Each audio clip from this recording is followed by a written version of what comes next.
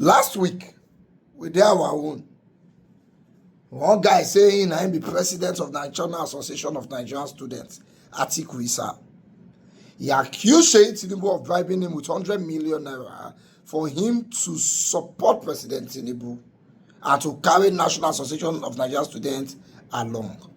He said when he reject her, say they call him doctor, say they beat her better beat. Say they tell her, say Seyi Tinubu say me they buy her. Say if they buy her, he go tell Inspector General of Police.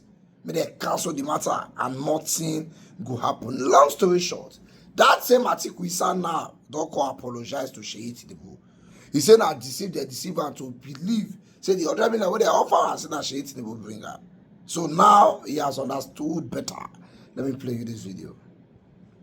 Atiku Issa, the factional president of the National Association of Nigerian Students, who accused President Bola Ahmed Tinubu's son, Seyi Tinubu, of kidnapping and torturing him over his refusal to accept a 100 million naira bribe to support President Tinubu, has now released a statement on Facebook apologizing to Seyi Tinubu. He stated that he was misled by Ladoja Olusola into believing that the president's son was responsible for orchestrating the attacks against him. Issa made the damaging statements on April 30th during a press conference in Abuja, saying that the Minister of Youth Development had offered him the 100 million naira bribe and that he was subsequently attacked and abducted. His apology to Seyi Tinubu on Facebook has been met with reactions. Well, let me read a part of his post before I take this comment. Well, Issa wrote on Facebook, allegedly, that it has become imperative to note that the offer of 100 million naira, which was alleged was made to me to support President Tinubu, was clearly untrue, as Ladoja Olusola, who was desperate to get me out of my legitimate position as the duly elected president of the National Association of Nigerian Students, fed me the lies and half-truths for the sole purpose of achieving his selfish agenda of taking over the reins of the student body through the back doors. It was also Ladoja Olusola who warned me that Mr. Seyi Tinubu could order my killing and thereafter instruct the Inspector General of Police, Mr. Kayode Egbe, to bury the matter. I also stated, among other things, that Seyi Tinubu led thugs to the venue of my inauguration. This was very untrue. I made these claims owing to the picture of Seyi Tinubu painted to me by Ladoja Olusola, who swore to me that Seyi was doing everything to ensure I am not alive to serve my tenure as NANS president. In fact, I later found out that Mr. Seyi was nowhere near the venue. And this is supposed to be coming from Comrade Atiku Issa on Facebook. Rufai, when I read this statement, I said the statement is incomplete. He did not explain to me as to us as to who actually ordered the beating. Who beat him up? I mean, we need more, from him if, he actually put out the statement. We have covered this story at length. But, we got a statement, I believe, from, the NANS group. And if I can read that statement, it wrote, despite the recent public outcry about the abduction of Comrade Atiku Issa Abubakar and the disruption of the inauguration of NANS executives at Wells Carton Hotel, Asokoro, Abuja, Comrade Issa Atiku Abubakar has not been seen in public. He has been detained in the hospital and all his means of communication has been confiscated by the Department of State Services, DSS. Are you serious? As I speak with you now. He is still convalescing. I want the general public to disregard any statement of apology purportedly emanating from him, as this is coming from a coerced and subjugated comrade. We will provide updates about the incidents as the events unfold, and we want to implore all Nigerians to speak up at this precarious period of repression. And this statement is from Orowole Eniola Awoyemi, and he is the NANS PRO, Dr. Bachi, are you laughing at my English? I did it well, didn't I? No, My Yoruba. I'm doing well. I can't be sitting with two Ogun. Yes, exactly. Two Ogun greats and not be able to speak Yoruba. But this is really a sad incident, Rufai. We're getting these two reports now, one from the PRO, and then we're getting a Facebook post, not a video, not a comment, not a voice note from supposedly to Issa. be from the president. So a couple of things. I mean, it speaks for itself. A man has been bruised.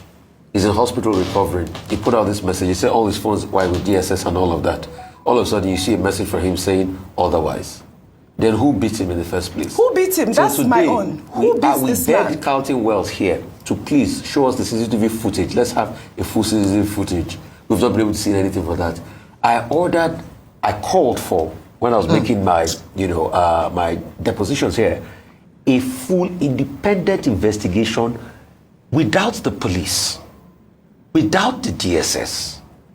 Because when you say the DSS are taking this up and all of that, they are already part of this case. I want something devoid of them. I know there are security agencies, but something devoid of them. And now you're seeing a quick rebuttal that, hey, this is intimidation. Somebody could write something through the page.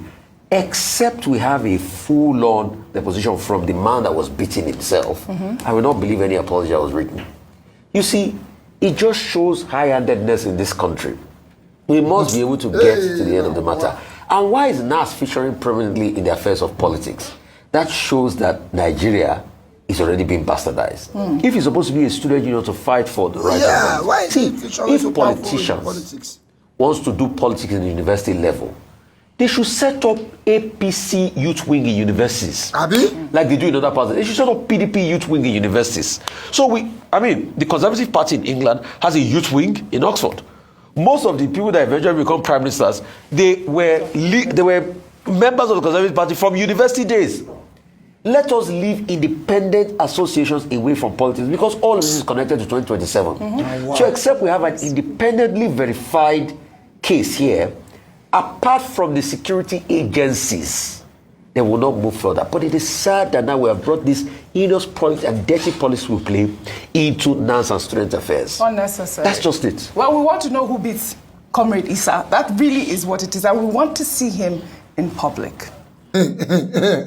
So let me get it. The boy makes speech. He accused Seyi Tinubu of trying to bribe him and abducting him and beating him. All of a sudden, National Association of Nigerian Students, they never see him. Then they find out. Some, they will say, be like saying a DSS carrier. Say they don't seize the phones and everything. Then from nowhere, that same phone, where they don't seize, go do Facebook post to apologize to Seyi Tinubu. He can't collect the fall for the thing himself through the Facebook post. DSS. More than one verse. Yeah, the boy, talk true. We are not accusing you. We just ask in case you mistakenly see and pick, we are not put up. Where exactly is he? Because this whole mass is not matching up. Well, National Association of Nigerian Students are not ready. When they are ready, they will raise awareness. Because if that boy has been missing in all details and we did not know, then something is wrong. If you are ready, you will raise awareness.